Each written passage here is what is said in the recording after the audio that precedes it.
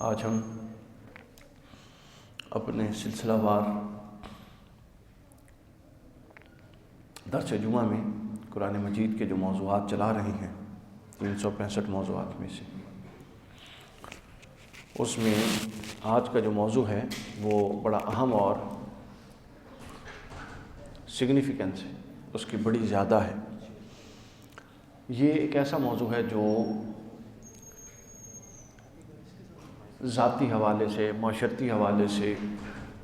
Social point of view سے تو اہم ہے ہی صحیح، اس کے ساتھ ساتھ یہ والا موضوع اعتقادی حوالے سے بھی بڑی اہمیت رکھتا ہے، چونکہ اس موضوع میں جو بنیادی نقطہ ہے وہ سمجھنے سے تعلق رکھتا ہے۔ بنیادی نقطہ یہ ہے کہ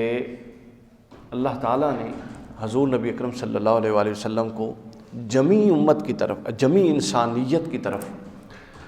کل انسانیت کی طرف مبعوث فرمایا نبی بنا کر، اور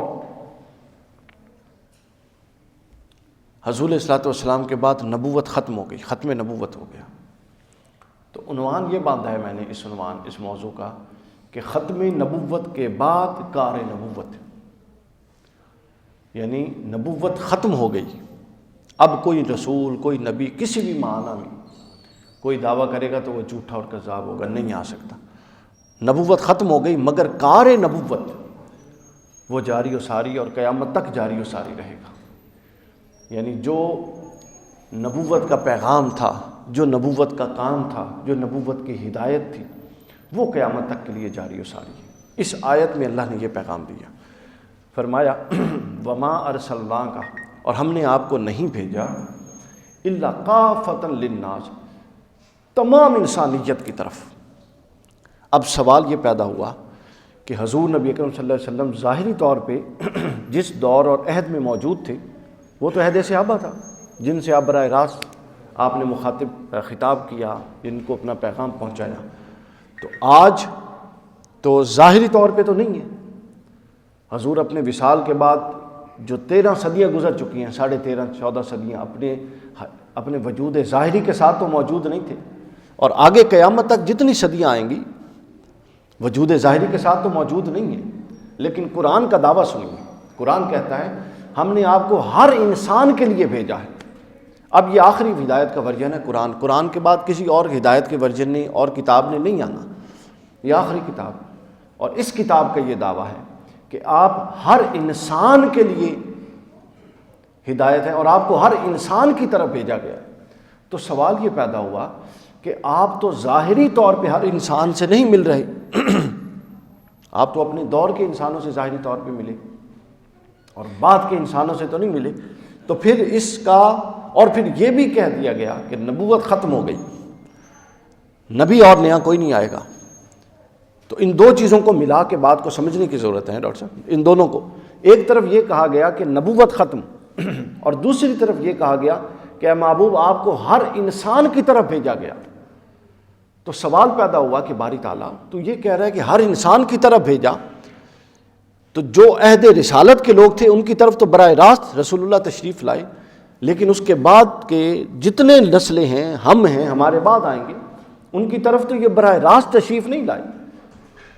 یعنی وجود ظاہری کے ساتھ مراد ہے۔ تو پھر اس آیت کا کیا مطلب ہوگا؟ تو اس آیت نے پھر ان دونوں مقامات نے اس بات کو طے کر دیا کہ نبوت ختم ہو جائے گی، اب نبی رسول نہیں ہو سکتا، لیکن جو کار نبوت ہے وہ جاری و ساری رہے گا قیامت تک، اور پیغام نبوت ہے اور جو دعوت رسول اللہ صلی اللہ علیہ وسلم لائے تھے وہ ہمیشہ جاری و ساری رہے گی، اور رسول اللہ صلی اللہ علیہ وسلم کا ہر ایک انسان تک پیغام پہنچانا اور ہر ایک انسان کی طرف آپ کا مبعوث کیا جانا، اس کا مطلب یہ ہے کہ ہر ایک انسان تک آپ کا پیغام پہنچے گا، اور پیغام کا پہنچنا ایسے ہی ہے جیسے آپ خود اس کے پاس پہنچ گئے۔ یہاں سے علماء نے امت کی دو قسمیں کی، امت دعوت اور امت اجابت۔ امت اجابت وہ ہے جو رسول اللہ صلی اللہ علیہ وسلم پر ایمان لے آئے، اسلام قبول کر لیا، مسلمان ہو گئے، اور ایک امت وہ ہے جو امت دعوت ہے، جنہوں نے اسلام قبول نہیں کیا۔ مسلمانوں کے علاوہ پوری انسانیت اس وقت امت دعوت میں ہے، یعنی ہم میں سے ہر بندہ اپنے دائرے میں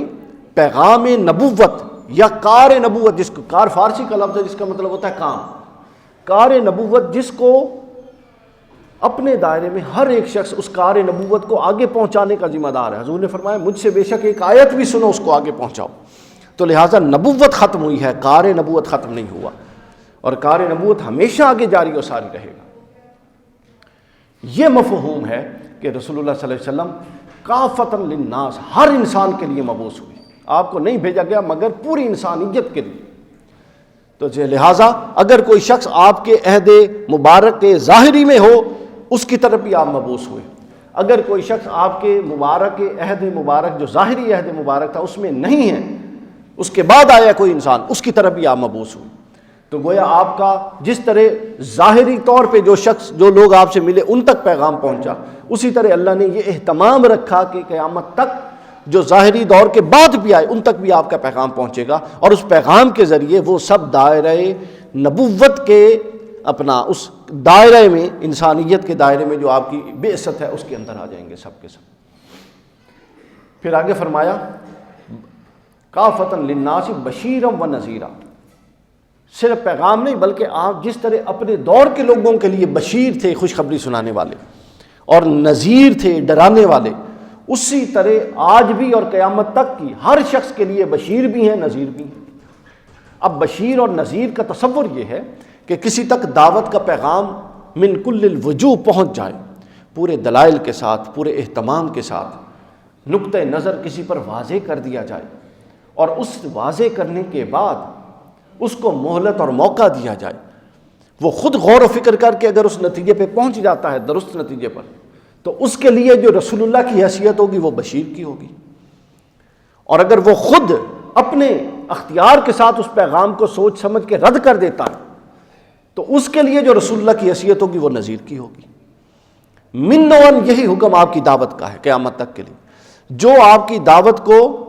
پوری طرح سے قبول کر لے گا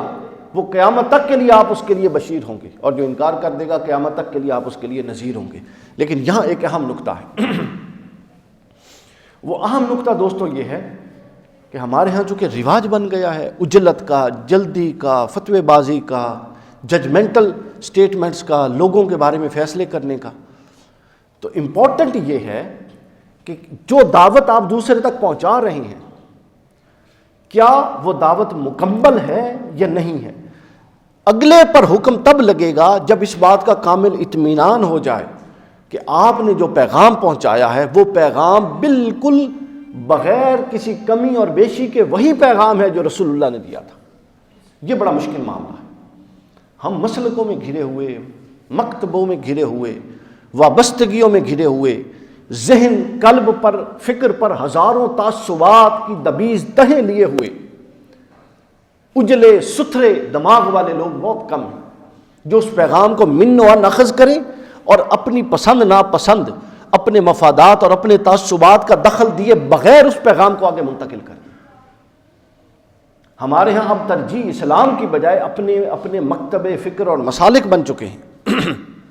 اسلام یہاں آیا تھا اور ہم نے اٹھا کے اس کو یہاں پر لے کر آئے۔ وہ دنیا کے لیے رسول اللہ کافۃ للناس، ہر انسان کے لیے، مسلمان کے لیے بھی قرآن نے نہیں کہا، قرآن نے کہا ہر نوع انسانیت کے فرد کے لیے اگر کوئی شخص روشنی ہے تو وہ رسول اللہ ہے۔ اور ہمارے ہاں یہ ہے کہ ایک طبقہ کہتا ہے جی اس کا تعلق ہی نہیں، دوسرا کہتا ہے جی اس کا رسول اللہ سے تعلق ہی نہیں۔ یعنی یہ وہ ایسے چکر ہیں، یہ جہالت کی آخری سطح ہیں جس پر ہمیں مبتلا کر دیا گیا ان مسلکوں نے۔ جہالت کی آخری، ایک بندے کی کسی حوالے سے علمی نقطہ نظر کوئی اور ہے، بس اس کو پکڑ کے گستاخ بنا دیا، اس کو پکڑ کے پتہ نہیں کیا کچھ بنا دیا۔ تو جس معاشرے میں سن لیجئے علمی، اعلیٰ علمی قدریں زندہ نہ رہیں، یہ جو جہالت پر مبنی تصورات، اور خاص طور پہ پھر مذہبی جہالت تو سبحان اللہ جو پاکستان میں بکتی ہے کہیں نہیں بکتی، تو یہ جو تصورات ہمیں پڑھا دیے گئے، ہمارے ذہنوں میں ٹھونس دیے گئے ہیں، جہالت کی یہ آخری سطح ہیں جس پر ہم پہنچ رہے ہیں۔ ان تصورات کا قرآن کے ساتھ کوئی تعلق نہیں، یہ کھلے دماغ کے ساتھ پڑھنے والی کتاب ہے، یہ اپنا آپ دیتے ہی اس کو ہے جو کھلے دماغ کے ساتھ اس کو قبول کرنے کے لیے تیار ہو۔ اور ہمارے ہاں معاشرے میں کیا ہوا؟ ہمارے ہاں یہ ہے کہ ہر ایک کا اپنا خاص مائنڈ سیٹ ہے، وہ اس مائنڈ سیٹ کے ساتھ قرآن پڑھتا ہے، وہ قرآن سے وہ چیز اٹھاتا ہے جو اس کے مائنڈ سیٹ کو اپیل کرتی ہے، اور وہ چیز چھوڑ دیتا ہے، گزر جاتا ہے جو اس کے بنے ہوئے مائنڈ سیٹ سے ٹکراتی ہے۔ ہونا تو یہ چاہیے کہ مائنڈ سیٹس کو فنش کر کے قرآن کو پڑھے اور قرآن کے مطابق مائنڈ سیٹ تشکیل دے، لیکن ہو یہ رہا ہے کہ مائنڈ سیٹ کو لے کر قرآن کو پڑھا جاتا ہے، اور اس سے جو پک اینڈ چوز کرنا ہے اپنے مائنڈ سیٹ کے مطابق پک کرتے ہیں، اور مائنڈ سیٹ کے مطابق اس کو ڈراپ کرتے ہیں اور آگے گزر جاتے ہیں، اور دعویٰ یہ ہے کہ قرآن پڑھ رہے ہیں۔ اقبال نے اس کو کہا تھا کہ خود بدلتے نہیں قرآن کو بدل دیتے ہیں، ہوئے کس درجہ فقیہان حرم بے توفیق۔ جہالت کی بنیاد اور جہالت کا عروج، یہاں سے جہالت شروع ہوتی ہے اور یہیں سے جہالت ختم ہوتی ہے کہ آپ ایک طے شدہ ذہن کے مطابق آگے چلنے لگے۔ عرب کے بدوؤں کا جو رسول اللہ کے منکر تھے، مشرک، جن کو اب ہم بہت برا سمجھتے ہیں، ان کا بنیادی کبھی آپ نے غور کیا؟ کفر اور شرک کا لفظ بولتے ہیں ہم، یہ کتنے بھاری لفظ ہیں۔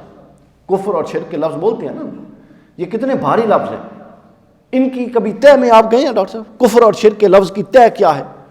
طے یہ ہے کہ ان کے ایک تعصبات سے بنا ہوا ذہن تھا جہالت کا، اس تعصبات کے پردے کو ہٹا کے انہوں نے رسول اللہ کی اجلی ذات کو نہیں دیکھا، بس اسی تعصبات میں مبتلا رہے اور کوئی نئی چیز آزادانہ اور حریت اور دماغ کی آزادی کے ساتھ قبول نہیں کر سکے۔ اس بنیاد پہ وہ کافر و مشرک مرے۔ تو لہٰذا ہمارا جو اسلام ہے یہ حکمی اسلام ہے، اپنا موروثی اسلام ہے، یہ حکمی اسلام ہے۔ چونکہ ہم مسلمانوں کے گھر پیدا ہوئے، ہم شعائر اسلام کو پرفارم کرتے ہیں، اس لیے ہم حکمی مسلمان ہیں۔ حقیقی مسلمان ان حکمی مسلمانوں میں سے کون کون ہے؟ یہ قیامت کے دن اللہ تعالیٰ طے کرے گا، اور کس بنیاد پہ طے کرے گا؟ قرآن اور سنت نبوی کی بنیاد پہ طے کرے گا۔ تو لہٰذا میں عرض کر رہا تھا، قرآن مجید اس پر اپنا آپ کھولتا ہے جو اپنا آپ کھول کے قرآن پر پیش کر دیتا ہے،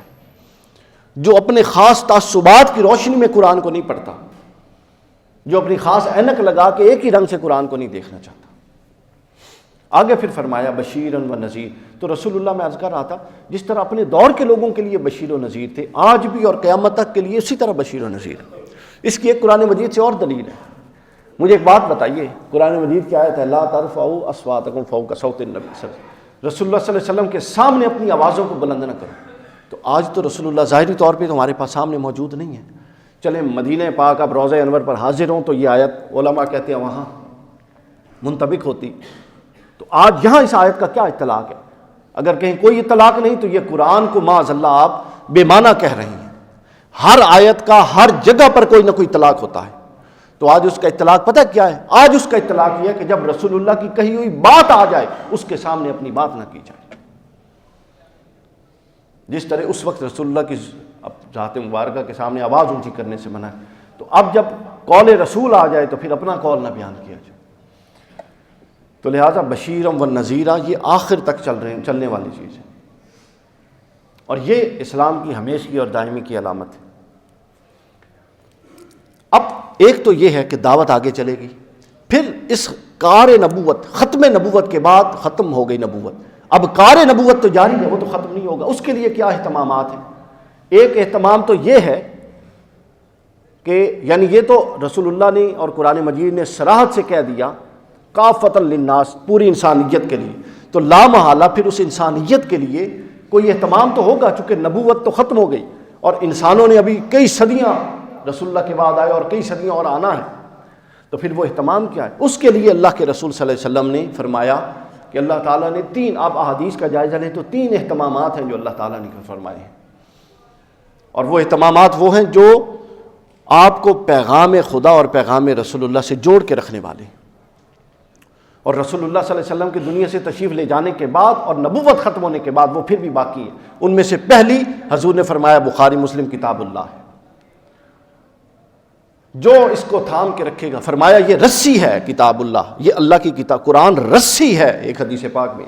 اور یہ آسمان سے لٹک رہی ہے، اور اس کا ایک سرا اللہ نے اپنے ہاتھ میں پکڑا ہوا ہے اور دوسرا سرا نیچے لٹک رہا ہے، لہٰذا جو اللہ سے جڑنا چاہتا ہے وہ اس سرے کو جا کے پکڑ لے۔ اب اس سے زیادہ صراحت قرآن کی معنویت کی کیسے ہو سکتی ہے؟ پھر دوسری چیز فرمائی مسلم کی حدیث پاک، قرآن و اطرتی اہل بیت، اور دوسری چیز جو تمہیں کبھی گمراہ نہیں ہونے دے گی، قیامت تک کے لیے تم اگر اس سے پکڑ لو اور اس سے جڑے رہو تو تم ہدایت پر رہوگے، وہ اہل بیت ہیں۔ اب صحابہ کرام کتنے عظیم لوگ ہیں، لیکن ان کا نہیں فرمایا، کیوں؟ چونکہ صحابی بنتا کب ہے؟ رسول اللہ کو دیکھ کر۔ تو صحابی تو 1-1.5 صدی کے بعد ختم ہو جانے تھے، اب تو نیا بننا نہیں تھا، تو لہٰذا ایسی چیز دینی مقصود تھی جو قیامت، جس میں دائمیت ہو۔ قرآن میں بھی دائمیت ہے، ہمیشہ رہے گا، آل رسول میں بھی دائمیت ہے، ہمیشہ رہے گی۔ اس لیے فرمایا قرآن کو پکڑو اور اہل بیت کو۔ اور تیسری چیز سنن ابن ماجہ کی حدیث پاک، حضور صلی اللہ علیہ وسلم نے فرمایا کہ ہر صدی کے آغاز میں اللہ تعالیٰ